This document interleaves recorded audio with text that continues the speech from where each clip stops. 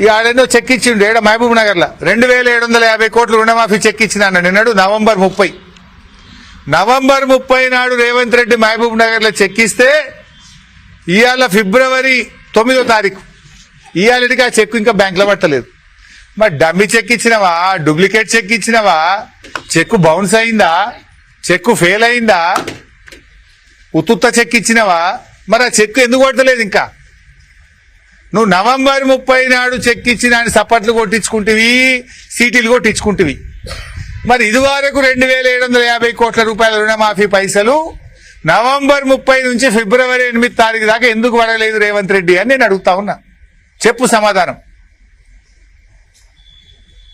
రైతు బంధు ఎకరమంటి పడకపాయ్, కనకవ్వకు 4650 పడేది ఉంటే 1650 చేస్తేవి.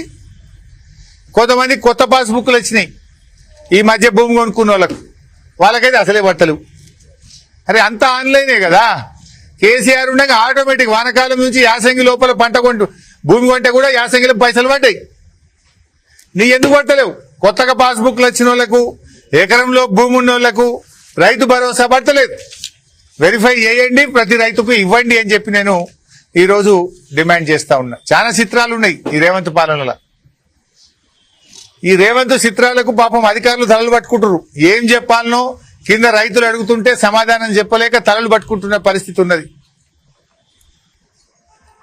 ఇవాళ గ్రామాల్లో ఏ నలుగురు రైతులు కలిసినా మాట్లాడుకుంటారు.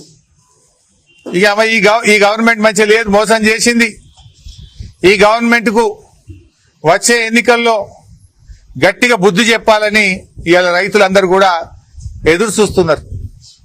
నిజంగా చెప్పాలంటే కాంగ్రెస్ పార్టీ తాను తవ్వుకున్న గ్యారంటీల గోయిలో తానే సమాధి అవుతున్నది. ఇక్కడ గ్యారంటీల వైఫల్యం ఎక్కడెక్కడనో కాంగ్రెస్ ను గాయబ్ చేస్తున్నది. మహారాష్ట్రలో గాయబైంది, ఢిల్లీలో గాయబైంది, హర్యానాలో గాయబైంది. అంటే ఇప్పుడు ఎందుకు గాయబైంది?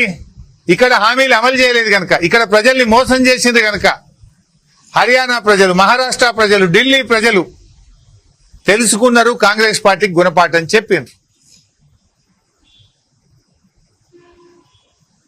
ఇక్కడ కూడా ఎప్పుడు ఎన్నికలు జరిగినా గ్యారంటీలు ఇవ్వకుండా ప్రజల్ని గాయపరిచిన కాంగ్రెస్ ను గాల్లో కలపడానికి ప్రజలు సిద్ధంగా ఉన్నారు, ఎదురు చూస్తున్నారు.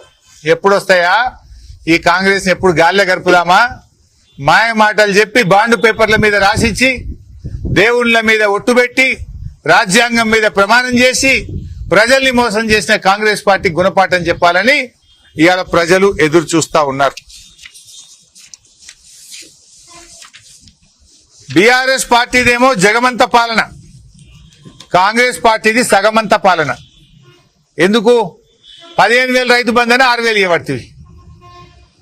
6 క్వింటాల కందులు అంటే 3 క్వింటాలే కొంటాన పడుతుంది. 6 గ్యారంటీలు అమలు చేస్తా అని అర గ్యారంటీ అమలు చేస్తేవి. అందుకే ఇది సగమంత పాలన.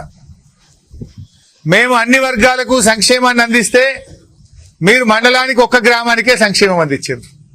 మేము అన్ని గ్రామాలకు, అన్ని వర్గాలకు, అందరి ప్రజలకు మేము సంక్షేమం అందించాం. కానీ మీరు మాత్రం కొందరికే, కొన్ని వర్గాలకు, కొన్ని గ్రామాలకు మాత్రమే సంక్షేమ పథకాలని అమలు చేస్తా ఉన్నారు. మాది అసలు పాలన, మీది కొసరు పాలన.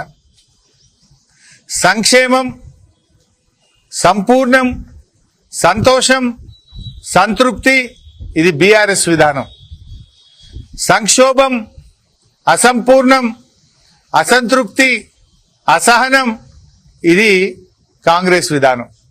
కాంగ్రెస్ పాలనలో ఇది రాష్ట్ర ప్రజల పరిస్థితి. ఏ పథకం చూసినా అసంపూర్ణమే, అన్ని వర్గాల ప్రజల్లో అసంతృప్తే, ఎవరిని కదిలించినా అసహనమే, అన్ని రంగాలు సంక్షోభంలో కూరుకుపోతున్న పరిస్థితి ఉన్నది. సో ఫైనల్ గా నా డిమాండ్లు, సన్నవడ్లు అమ్మిన రైతులకు వెంటనే ప్రభుత్వం బోనస్ డబ్బులు విడుదల చేయాలి.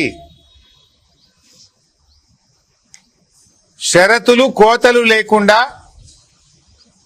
పూర్తి స్థాయి కందులు కొనుగోలు చేయాలి. ఆన్లైన్లో వ్యవసాయ శాఖ నమోదు చేసుకోకపోవడం వల్ల మిస్సింగ్ రైతులకు కూడా కందులు కొనుగోలు చేయడానికి అనుమతి ఇవ్వాలి. సన్ఫ్లవర్ కొనుగోలు కేంద్రాలను వెంటనే ప్రారంభించాలి. రైతు భరోసా డబ్బులను తక్షణమే ఎకరానికి 15,000 కాడికి రైతులకు విడుదల చేయాలి.